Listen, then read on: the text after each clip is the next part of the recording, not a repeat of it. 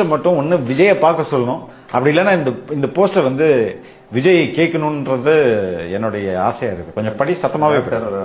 Doctor Shalini மனநல மருத்துவர் வந்து அவருடைய பேச்சும் ரொம்ப நல்லா இருக்கும். எழுதியிருக்காங்க, விஜய் இந்த வஞ்சகத்தை எதிர்பார்த்திருக்க மாட்டார். மனிதர்கள் எவ்வளவு சுயநலவாதிகள், தங்களின் சிறு ஆதாயத்திற்காக எவ்வளவு பெரிய அநீதியையும் கொஞ்சமும் தயங்காமல் செய்யும் கொடூரம் கொண்டவர்கள் என்பதை காலம் அவருக்கு காட்டியிருக்கிறது.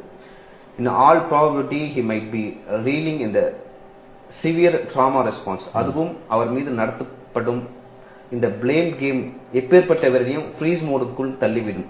இந்த ஆட்டமே உங்களை முடக்கத்தான் விஜய். நீங்கள் முடங்கினால் அது எதிராளிக்கு வெற்றி. உங்களுக்கு வலிக்க வலிக்க எங்களுக்கு வந்து தலையை காட்டி விடுங்கள் என்று மக்கள் கேட்பது கூட அவர்கள் சுயநலம்தான். மக்களுக்கு தேவை ஒரு சேவியர்.